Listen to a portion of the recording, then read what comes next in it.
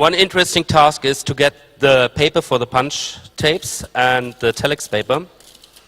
Sometimes eBay is your friend, sometimes it isn't. And you will have to go to shops that will sell old stocks of paper for telex machines, so this is one problem. But what is really amazing about this machine is it was literally taken from the attic of one of our club members, dusted off, and went like a charm. So this technology was still in use in the 1980s by the German military because it was safe and secure, and it would even work in the case of a nuclear attack because there's so little electronics in it. In fact, there's none.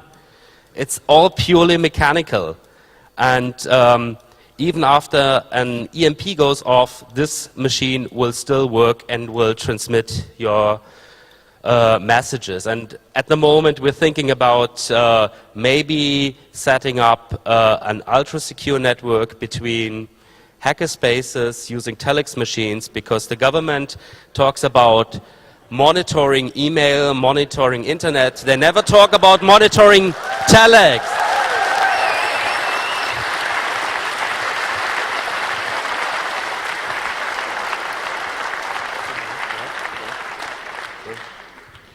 So we were also thinking about the revision, which is connecting telex to Enigma, connecting telex to one-time pads. And talking about reliability, actually, we went to the Telecommunications Museum of Telekom in Aachen. Our dearest friend Michael Kollian, he prepared the trip. And there was a guy who gave me a book. It was somehow from 1964.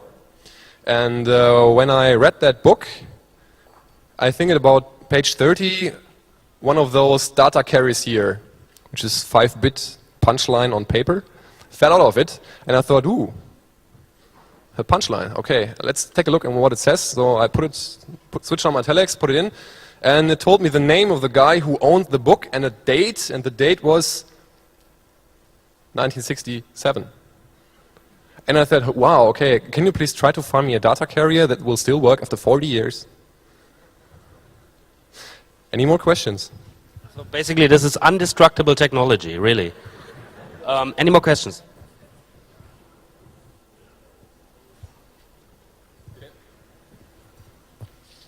Did anybody bring a telex machine?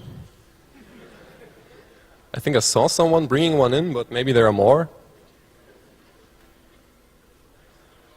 Oh, so there is one in the lab, says Shorty. Any more questions?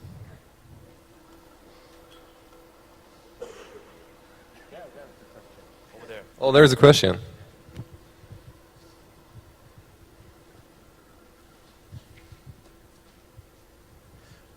Did you have a look at going through the message systems that would be on the net if you connect through the telex net? So at the moment you connect directly at the machine level. Did you look at using whatever the modulation, demodulation over the telex net would be? We have a book on that. Okay. Yeah, actually we have a book on that, and we also saw it in the Telecommunication Museum. So they have these, what's in German, Vermittlung, whatever this is in German, in English. And actually they showed us. It's a totally different network. It's possible to automatically dial, and in former times there was between countries. There was a manual set over between countries. Later on this was done electronically in the way that when you were typing on your telex you had to set a certain code like ZZD something, and then the country, and then again some suffix, and then a number, and would automatically go out to that country. And they even had funny things like semi-automatic setovers, where they simply had a telex machine in a country and had it print on these data carriers here, on the punch lines, and just inserted this one into another. Right. More questions? If the steam powering would have worked, what part of the machine would have been powered by it? Would it be working without electricity at all, or how would it work? Yes, more or less so. Yes. Well, as it was said, most of this teletype is mechanical. If we maybe attached a generator to the coil, it would work. Yes, just driven by a steam engine. No more from the no more 230 volt. So actually all you really need is a 40 milliampere constant current source. So this can be a battery or a generator, whatever. This is the only thing, but you need it for data transmission, not for driving the engine.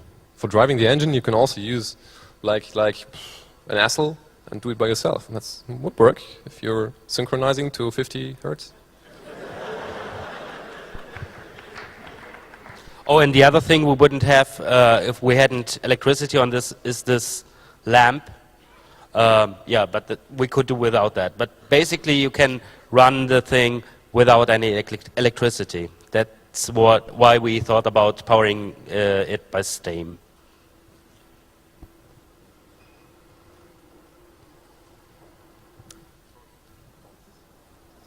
So there's a question over there.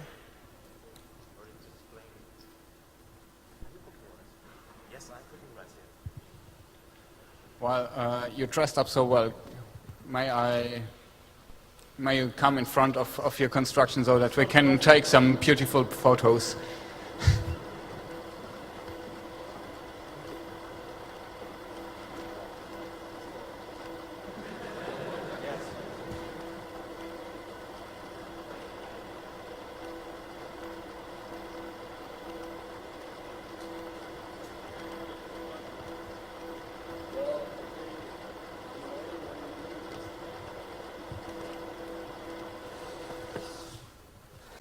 So the question was, where do we get our costumes? What costumes?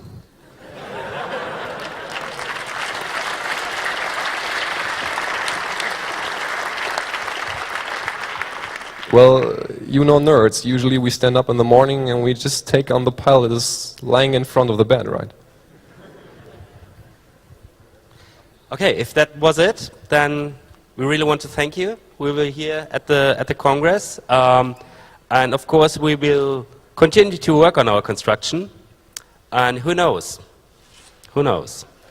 Yeah, and sorry for the steam thing. I just released the steam from the pressure cooker, just so you will see it will explode or something. Okay. So thank you.